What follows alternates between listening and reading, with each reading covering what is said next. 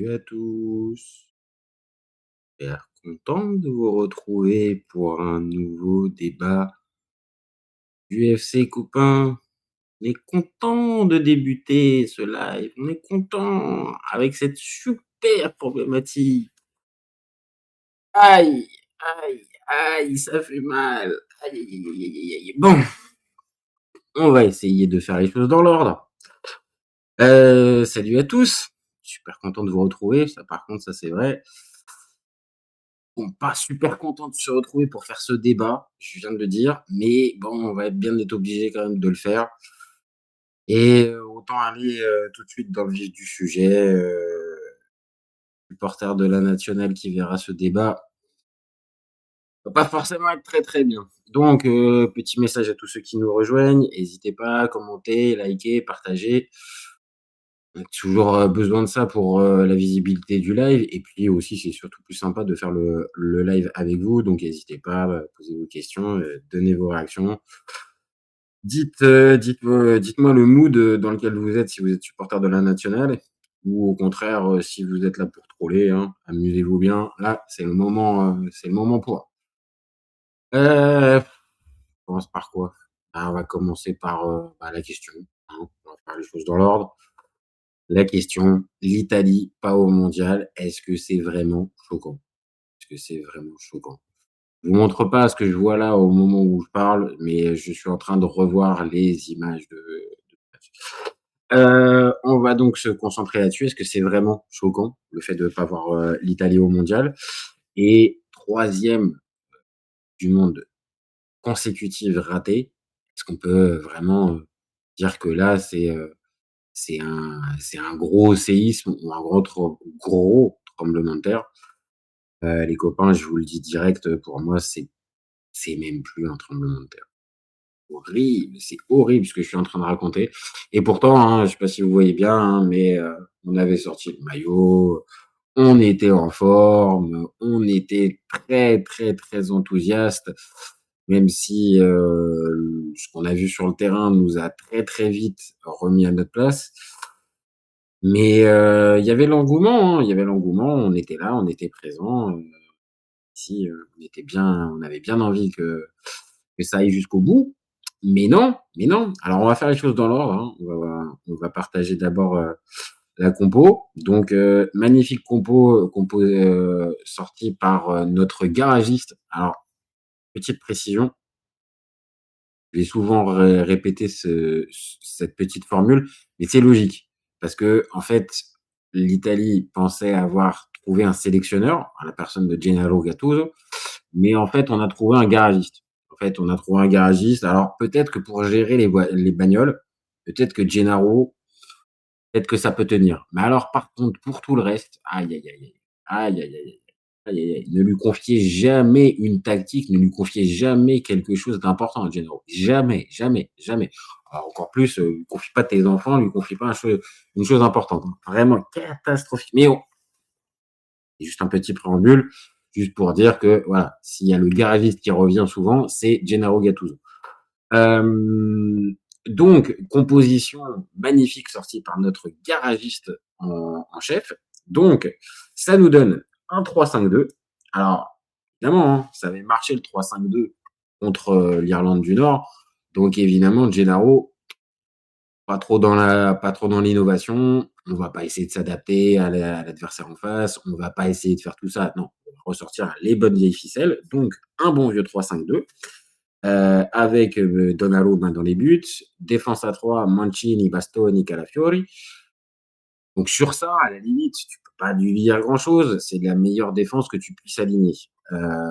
Son milieu à 3, bah pareil, ça faisait partie de ses points forts. Donc avec Barella, Locatelli et mon chouchou Sandro Tonali. Donc ça, à la limite, c'était cohérent. L'axe défensif et le milieu, par contre, revoir encore Politano, qui était en souffrance pendant le match contre l'Irlande du Nord et contre l'Irlande du Nord, hein, cette faible équipe, de le revoir aligné dans ce rôle de piston, montre encore une fois que le garagiste était très inspiré au moment de s'occuper de sa caisse. Et devant, alors évidemment, Moiskin, rien à dire, vu son match contre l'Irlande du Nord, rien à dire. Mais alors par contre, Matteo Retegui, vu son premier match contre lui aussi l'Irlande du Nord, c'était un peu étonnant de le retrouver, titulaire. Mais bon, on va dire que, on pouvait encore entendre que, l'ami Gennaro, il sentait qu'avec, la formule qui avait marché contre l'Irlande du Nord, ça allait passer contre la Bosnie. Donc encore une fois, le garagiste, tant qu'il va jouer en fait des sélections vraiment un cran, voire 2 crans en dessous, bon, bah, là, il en est pas non plus à faire exploser le moteur. Par contre, filez-lui une voiture un peu plus capricieuse, ah, c'est voilà, et là, c'était un peu plus capricieux, il y avait un match particulier, il fallait, répondre sur le point de vue mental, mais aussi surtout sur le point de vue technique tactique et technique. Je sais pas encore comment il s'est démerdé, parce qu'il y a pas d'autre mot, comment il s'est démerdé pour la préparation, mais c'est catastrophique. On va se dire les termes. Là, c'est catastrophique ce que j'ai pu voir pendant 90 minutes, plus 30 minutes après. C'est-à-dire que, les gars, faut être très clair. Là, l'Italie, elle se fait sortir, mais elle ne peut s'en prendre qu'à elle-même, en fait. Mais, allez pas chercher une demi-seconde, une polémique sur l'histoire de Clément Turpin à la fin du match, hein. Les gars, soyez très, très, très lucide, mais je veux même moi personnellement, je veux même pas entendre parler de ça, hein. C'est un épiphénomène. C'est-à-dire que l'Italie s'est tiré une balle dans le pied toute seule en menant à la 15e minute de jeu, alors qu'elle ne maîtrisait pas grand-chose dans ce début de match. Elle a la chance, une chance parce qu'elle profite d'une erreur du défenseur bosnien, du gardien bosnien pour pouvoir justement ouvrir le score et derrière tu ponds la bouse qu'on a vue.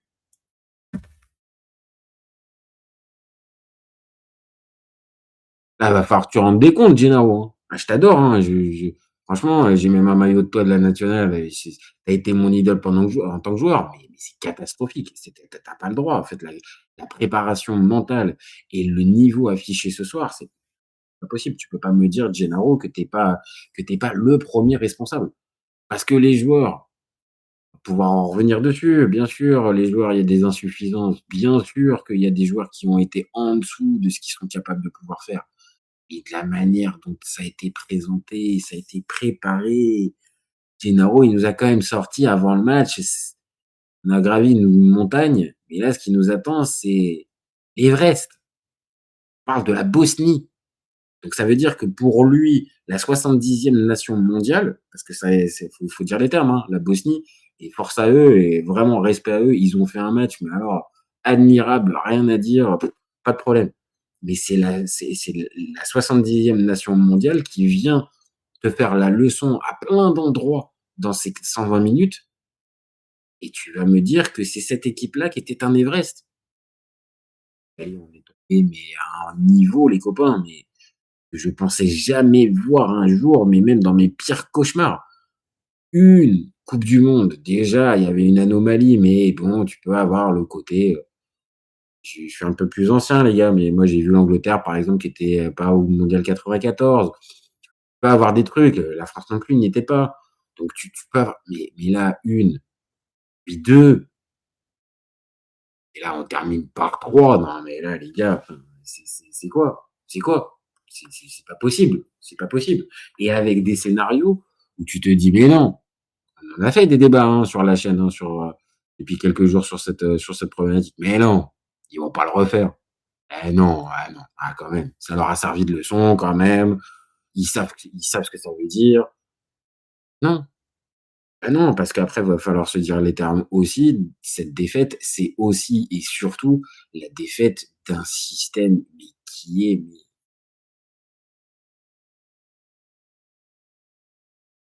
je sais même pas si on peut dire pathétique. Voilà, je vois Gennaro là, voilà, Gennaro, arrête, arrêtez, arrêtez. Enlevez-moi ça. C'est pas po c'est pas possible. Donc on va reprendre un petit peu le fil, parce que là je m'égare un petit peu, hein, mais vous allez comprendre, hein, pendant ce live, je vais avoir du mal à garder mon fil. Donc n'hésitez pas, hein, je vois qu'il y a pas mal de monde, sur le live, n'hésitez pas, hein, des petits messages. Dites-moi si, pour le coup je suis trop sévère ou au contraire je suis trop gentil. Heu Mais là, il va falloir que ça sorte, quoi. C'est pas possible, quoi. La faillite, elle est gigantesque du système fédéral italien, de la vision du football, de s'être reposé sur ses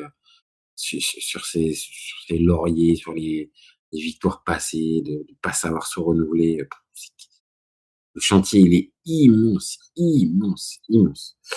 Donc on revient sur cette fameuse compo, donc et ce début de match parce que, voilà, peut-être, garder ce cap-là pour essayer de parler de ce mondial qui sera sans l'Italie. En face, bah, si on regarde bien les Bosniens, pas partis sur un truc très original, eux non plus, hein. Voilà, à la limite, ça va rétablir un tout petit peu le garagiste, mais eux non plus. Ils partent pas sur un schéma très compliqué, un 4-4-2 très simple, Dzeko en pointe, Demirovic à côté qui tourne et puis un milieu travailleur, des gars sur les côtés. Je vais pas faire mon expert, je les connaissais pas forcément, il y en a certains que j'ai découverts, mais c'était cohérent en fait. C'était un ensemble cohérent qui avait envie, d'aller au bout et puis, tu as un contexte aussi qui fait que, la Bosnie évolue à domicile et le fait d'évoluer à domicile peut rajouter un poil de pression. Maintenant, pour être clair, quand tu ouvres le score et c'est un peu pour moi le creux du sujet, c'est que quand tu ouvres le score aussi rapidement à la 15e minute de jeu, sur une boulette énorme du gardien Vassili, qui relance super mal sur Barella. Que Moïse Kean t'ouvre le score d'une superbe frappe. Parce qu'il faut être très, très clair, la frappe, elle est magnifique. Heu, Tu peux pas, après ça, après ce contexte favorable dès le départ, arrêter de jouer. Parce que quand moi je parle de bouse footballistique qui a été proposée, c'est qu'en fait, après cette ouverture de score, l'Italie s'est arrêtée de jouer et elle s'est dit: «On va contrôler tranquillement, on a le 1-0, allez, peut-être potentiellement, on va avoir des occasions en contre, ça va passer, ça va passer».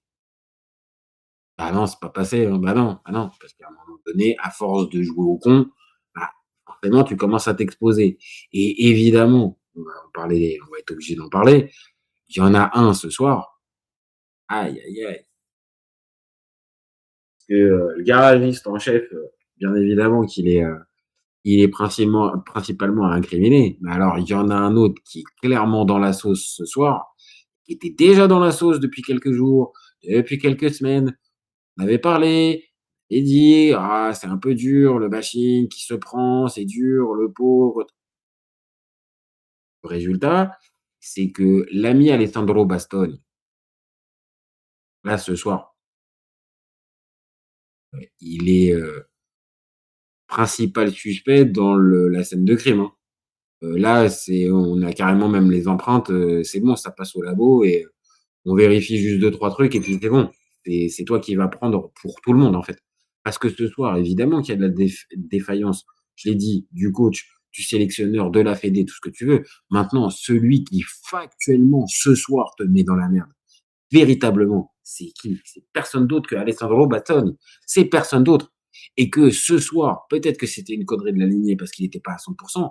Maintenant, force est de constater que là, ce soir, la bourde qui lui amène son carton rouge, c'est d'une naïveté, mais arrêtez de me sortir que ce mec-là, il est du niveau des Cannavaro, dont je porte le maillot, hein, je sais pas si vous verrez, le maillot de Cannavaro, d'un Nesta, d'un Maldini, ah, mais arrêtez, des Schirea, non mais arrêtez, arrêtez, arrêtez, arrêtez, arrêtez, arrêtez. On s'est trompé, on s'est trompé. En tout cas, pour l'instant, clairement, il est pas dans cette discussion-là. Et là, ce soir, on va pas me dire autre chose que ce soir, il est le principal fautif parce que tu peux prendre un carton rouge. Ça peut arriver, le contexte du match, tu peux le prendre. Déjà, prendre un carton rouge à la 40e minute de jeu, c'est qu'à un endroit, tu as quand même déconné. Mais alors, en plus, là, on se dit éterne, hein, depuis le début de la soirée, enfin, depuis le début de soirée. Mais en plus, faire cette boulette-là cet endroit du terrain, à ce moment du match, mais c'est criminel et arrêtez de me sortir que ce mec-là est un top défenseur. C'est pas un top défenseur en 2026, mais clairement pas. Il est même pas dans le top 10 des défenseurs centraux. Arrêtez tout de suite. En tout cas, mentalement, là, il y est pas et puis c'est ce qui va découler après, hein. Peut-être qu'il me fera mentir et je porte pas dans mon cœur, mais je lui souhaite pas non plus du mal. Mais là, pour se remonter de ça, bah, bon courage mon copain. Parce que déjà que tu étais sifflé sur une partie des stades d'Italie, ah bah là, je t'explique que ta cote, elle va pas remonter, hein. Elle va clairement pas remonter.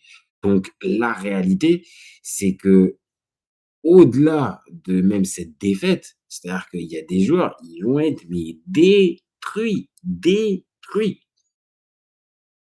On n'en a pas parlé encore parce qu'il était pas titulaire, mais on va être obligé d'en parler à un moment donné, mais Pio Esposito, aïe aïe aïe, ah la loose, ah la loose, ah la loose, elle est violente, elle est très, très violente pour ces gars-là.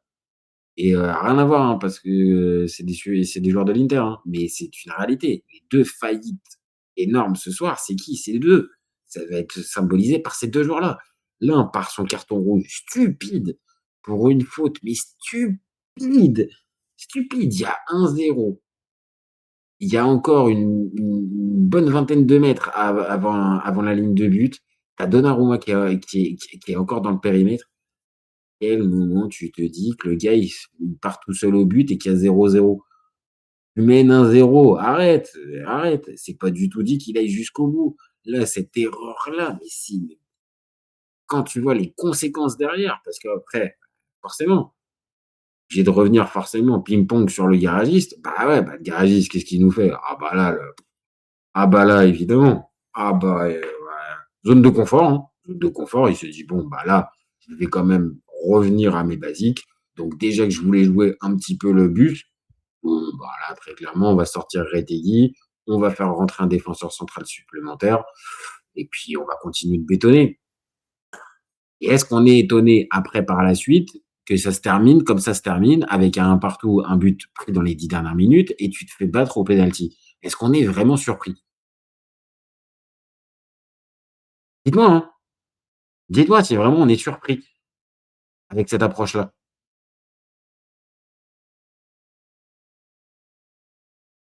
Pas possible, c'est pas possible de proposer ça, en fait.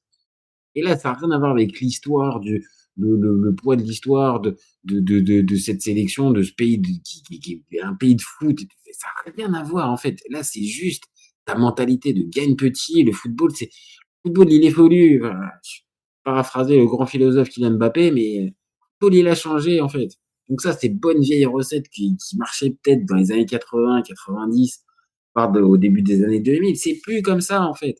Et ton fameux bus, à la limite, si tu as une vraie défense, OK, mais putain, la gueule de la défense. Ils puent la loose tous les uns après les autres.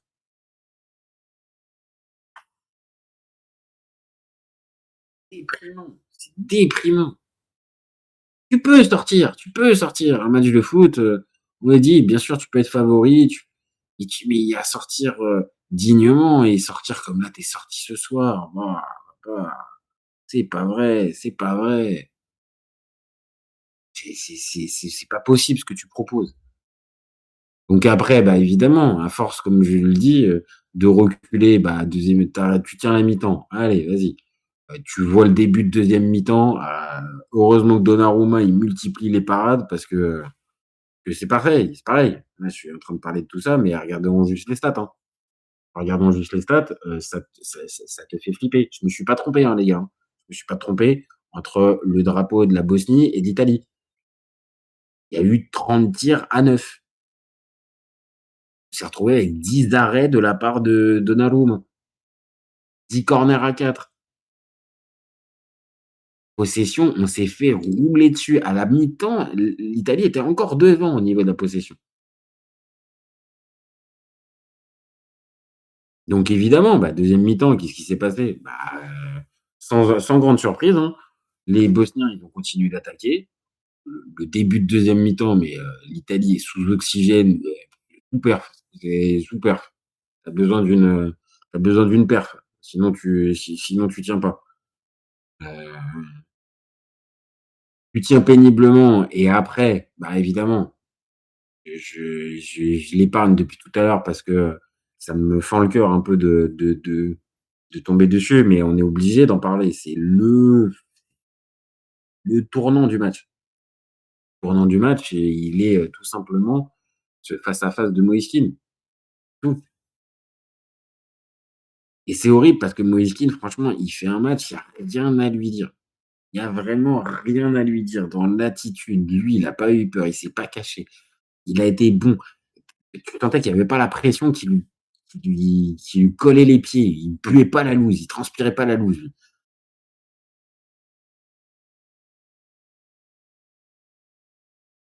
Il a cette occasion face à face, que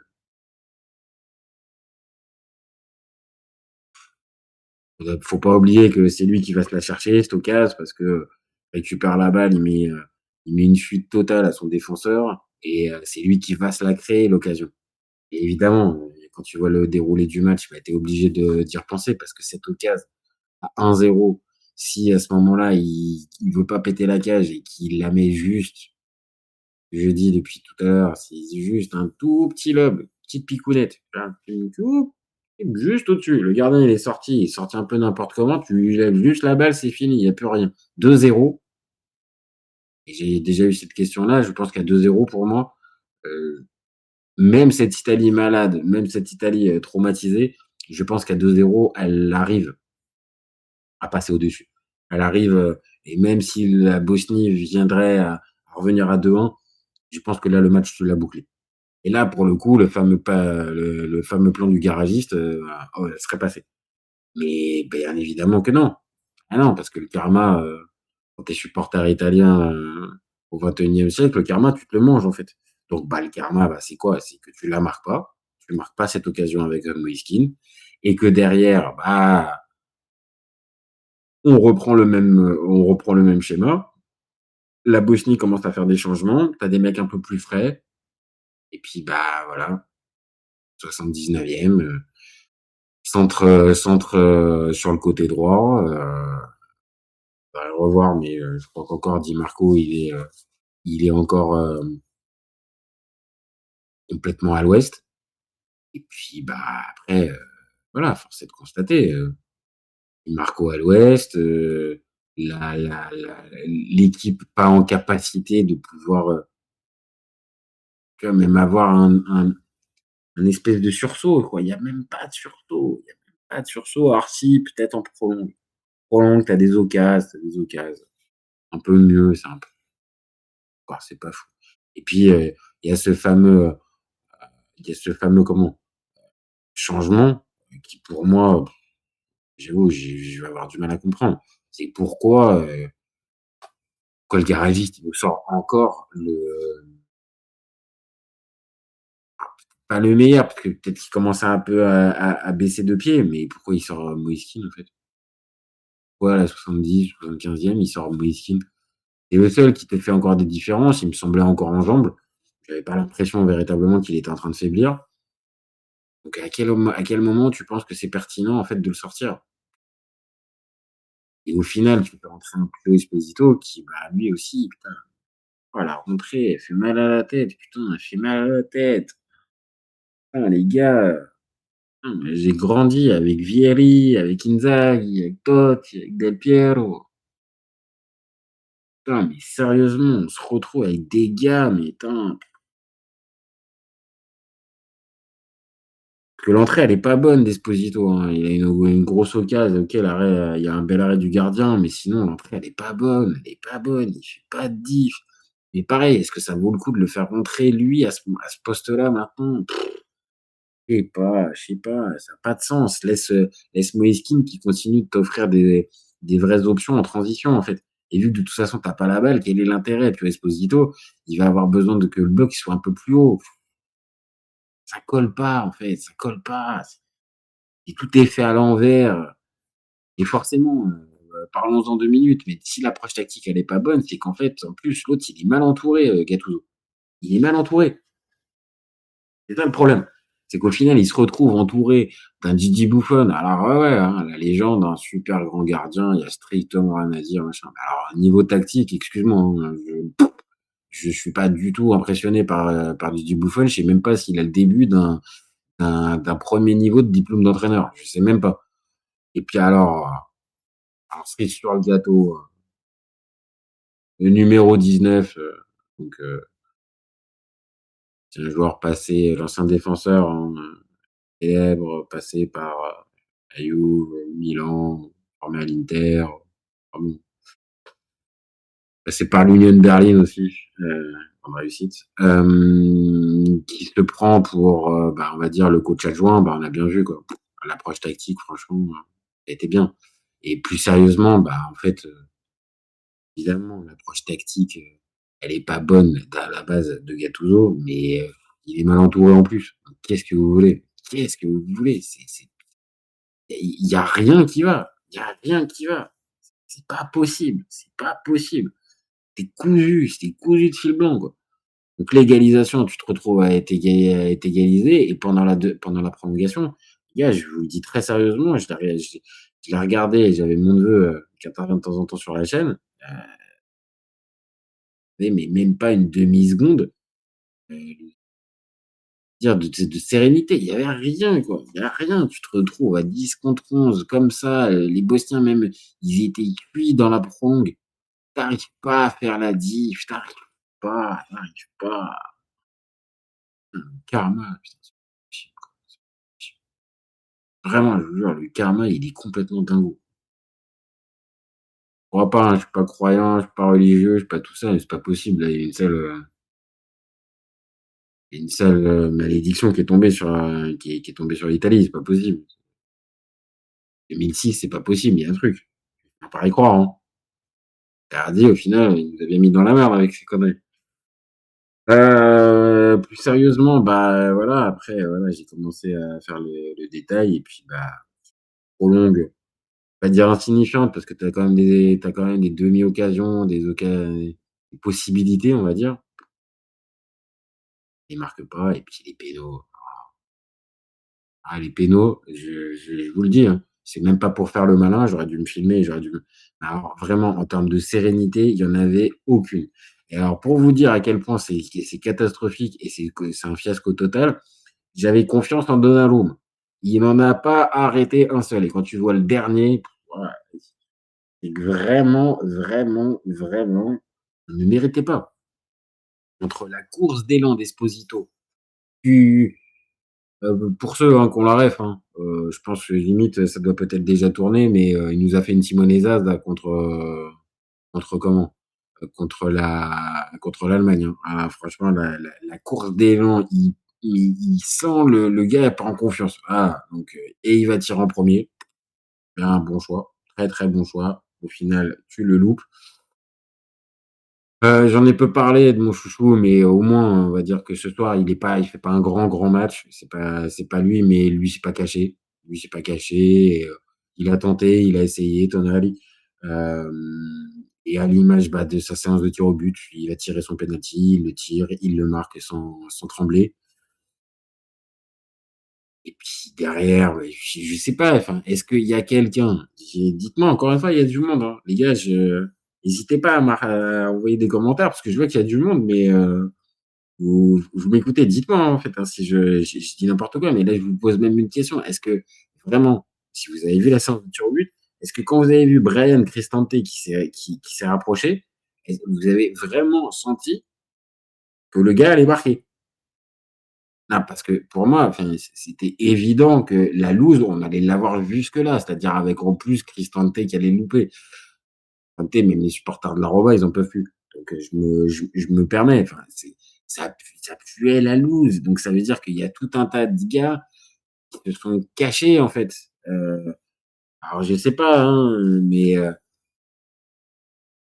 il y avait pour moi sur le terrain d'autres joueurs qui étaient en capacité peut-être d'aller tirer avant de laisser Bryan Cristante. Bryan Cristante. Je répète encore, Bryan Cristante.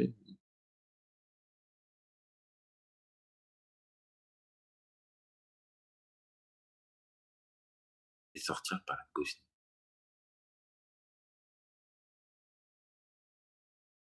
La Bosnie.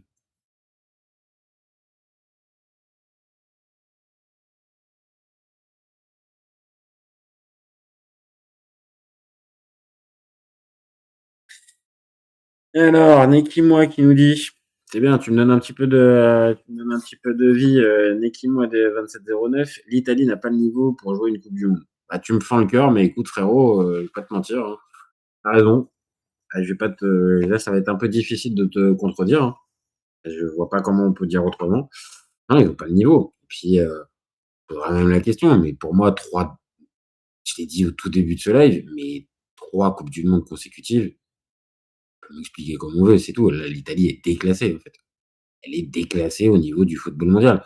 Bien sûr, tu auras toujours cette espèce d'épiphénomène de la coupe de l'Euro 2021 qui, de manière un peu incompréhensible, te donne la victoire au bout. Mais c'est une réalité. 3 coupes du monde consécutives,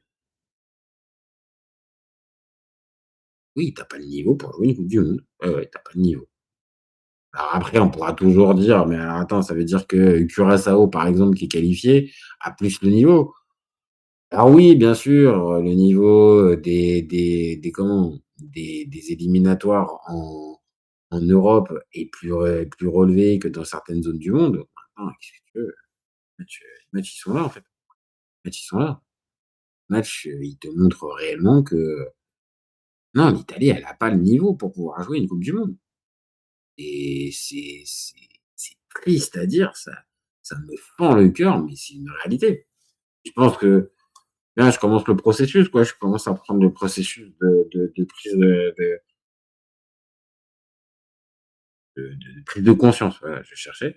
Heu, on va comprendre définitivement là, on ne peut plus parler de, de catastrophe, de tremblement de terre, hem, de de séisme ou de ce genre de vocabulaire. En fait, non, ça sert à rien, en fait. Les gars, on est à la 3e consécutive. 2018, 2022, 2026 et les adversaires en question, c'est pas des monstres, hein. On parle de la Suède, de la Macédoine du Nord et la Bosnie-Herzégovine. Il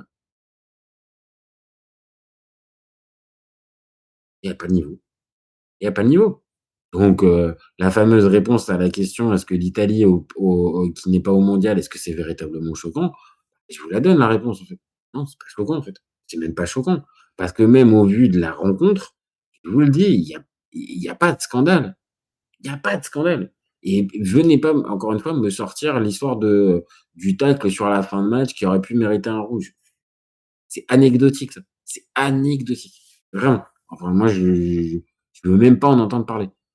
À la limite, parlez-moi peut-être du but qui est peut-être un peu contestable avec, l'attitude de Tabakovic sur Mancini si vous voulez, mais ouais, le tir d'Esposito, c'est pas possible et Cristante vraiment, ceux qui ont la ref et c'est un penalty à David Trezeguet en 2006 contre la France, quoi et contre l'Italie et la balle, tu vois, il tire pas mal le penalty, c'est juste que la balle, elle ressort devant donc ah, tu pues la loose, tu dedans et là, je revois bien, ouais, ouais, c'est encore magnifique défense de Federico Di Marco. Ah, ah, vraiment, mais alors une défense de rêve. Ah, sur Dedic. Oh putain. Ah là là là là, mais catastrophique dans la partie défensive, Di Marco. Putain, Yoann, je te fais une passe décisive, hein, Yoann. Je sais pas si tu verras cette vidéo. Alors franchement, là, il me manque les défenseurs, latéraux qui savent défendre. Parce que là, c'est mais lui, il est catastrophique. Djema Anani qui nous dit, «C'était même prévisible». Bah ouais, bah ouais. Ah ouais, on en est là, hein. On en est là, hein. Je pense que les parieurs ce soir se sont régalés, hein. Parce que j'ai vu avant le match, l'Italie, elle était à 1,57. 1,57. Même moi, ça a fini ça m'a mis le doute. Je me suis dit: «Mais en fait, on est favoris ce soir, en fait, ça va passer». Même les bookmakers, ils le sentent. Eh ouais, mais ça, c'était sans compter sur notre garagiste en poste. Donc je sais pas. Vraiment, je suis, je sais même plus si c'est catastrophé, si c'est, non, comme je l'ai dit tout à l'heure, en fait, c'est même plus, maintenant un événement, en fait. C'est même plus un événement, faut se le rentrer dans le crâne. Supporter de la nationale et en fait, tu rien à espérer, en fait, maintenant de cette équipe d'Italie et je me dis en plus, le pire, c'est que même la Serie A, elle est faible cette année, elle est faible, très, très, très, très faible.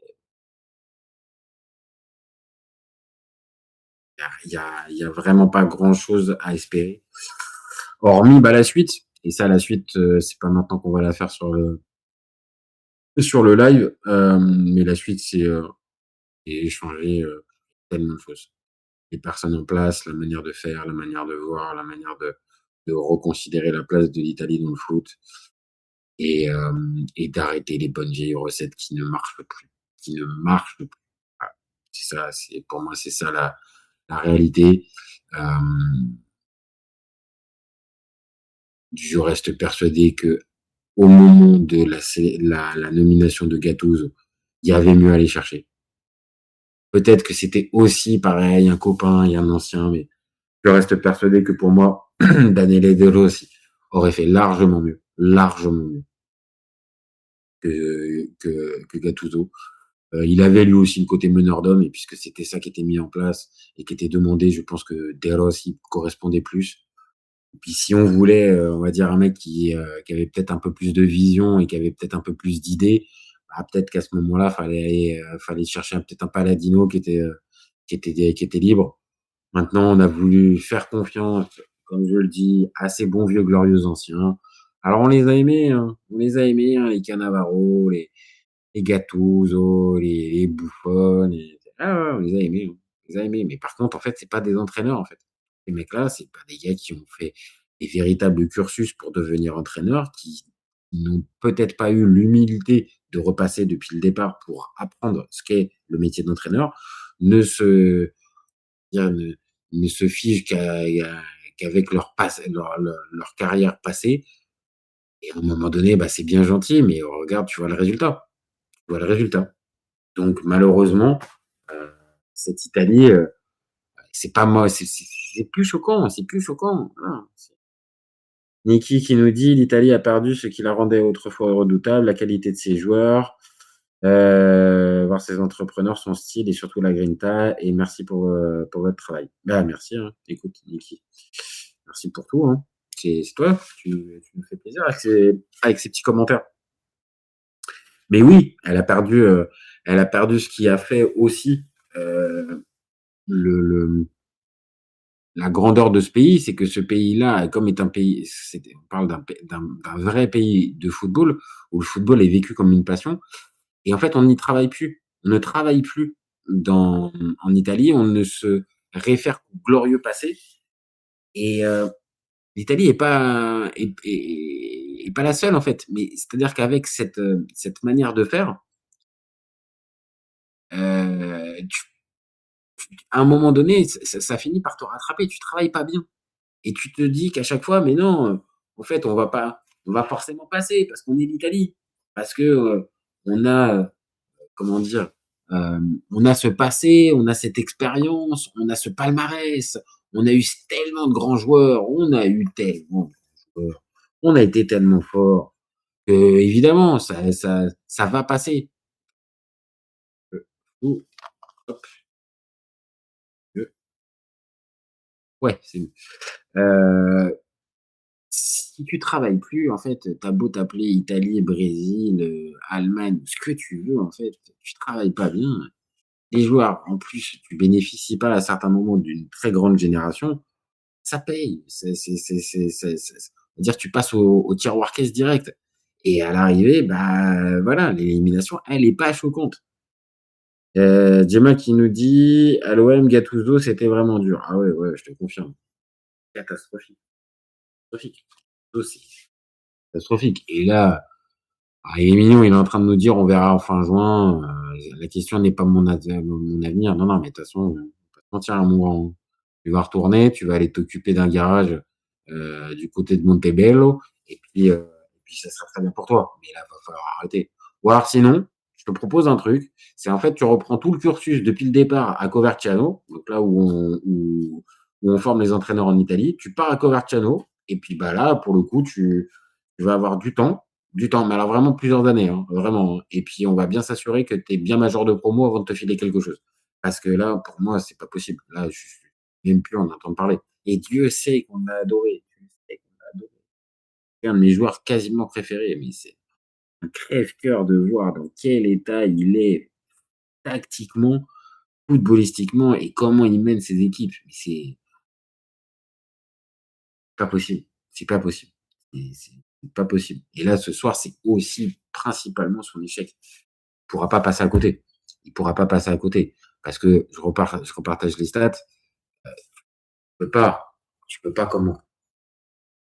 Dire proposer ce ce bilan-là contre la Bosnie. Regardez, gars, je sais que c'est pas que des stats, le foot, c'est aussi des impressions, mais on a vu le match, on a mais froidement, c'est ça, en fait. L'Italie, pour un match coup près, c'est ça, en fait, qu'elle propose contre la Bosnie, le 70e mondial. Arrêtez, arrêtez, arrêtez. Je veux même plus entendre, je veux même plus entendre parler de quoi que ce soit, en fait. L'Italie, c'est tout, elle est déclassée. Elle est déclassée et on va risque de faire plusieurs débats dans les prochains jours avec les copains parce qu'il y a, pas mal de copains qui sont supporters de la nationale et ou qui ont juste une sensibilité, un peu plus forte pour le calcio, la Serie A et l'Italie. Mais on va forcément revenir dessus et pointer les véritables coupables de ce comment de ce fiasco. Mais bon, pourra nous expliquer ce qu'il a envie et Gattuso est en première ligne, de ces, ces gars qui sont passés à côté. C'est pas le responsable de l'échec. On pourra toujours mettre Esposito, évidemment qu'on pourra surtout mettre, Bastoni, mais l'image qu'on va garder en tête, ouais, oui, c'est Gattuso. Donc là, pour le coup, merci pour tout, et vraiment pas merci pour ce que tu viens de nous faire, mais merci, au revoir. Au revoir. Voilà les copains, je pense que j'ai fait le tour, hein, je 42 minutes, je commence à avoir un petit ulcère qui commence à me pousser. Donc on va peut-être s'arrêter là, hein. Je pense que là, j'ai été au max. On va s'arrêter, hein, 45 minutes, c'est pas mal. Je vous ai fait une mi-temps. Je vous ai fait une mi-temps. Heu, il y avait un match, alors je vais le découvrir avec vous. Il y avait un match ce soir avec, pour, comment?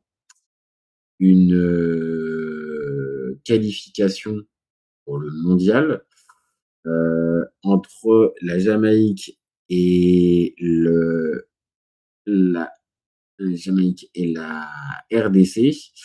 Alors ça donnait quoi? Qui s'est qualifié? Jamaïque ou RDC? Oui, RDC qui passe. RDC qui passe 1-0 après prolongation. Ah ouais, quand même, hein. Ah, ça a été galère quand même, hein. Les qualifications des Congolais. Eh bah, ça fait plaisir pour vous, les Congolais. Je l'avais plus ou moins prédit quand j'avais fait le live, de la Jamaïque. J'avais dit que ça passerait. Bon, je pensais que ça allait passer un peu plus facilement, mais ça fait plaisir. Ça fait plaisir pour les Congolais et pour ceux qui seront vraiment motivés, je pense qu'à 5 heures du mat, il y a un dernier barrage entre, l'Irak et la Bolivie. Je pense que je vais faire un petit live. Donc pour ceux qui auront envie, il y aura un petit quelque chose tout à l'heure dans quelques heures. Voilà, merci à tous les copains. Je vois un dernier message de Gemma qui nous dit: «Le carton rouge les a pétrifiés». Ouais, oui, oui, bah, je te dis, hein, l'ami comment? Heu, comment il s'appelle? Bastoni, ça va être, heu, ça va être dur les prochains jours. Ça va être dur. Il a intérêt d'être fort, mentalement, le garçon. Voilà, donc bah, merci, Neki, merci à Gemma, qui ont participé à ce live, merci à tous d'avoir suivi.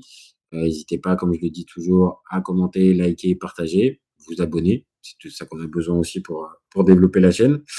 Et puis, bah, comme d'habitude, vous gardez en tête qu'OFC Copain, on est ouvert toute l'année. Ciao les copains. Ciao, ciao.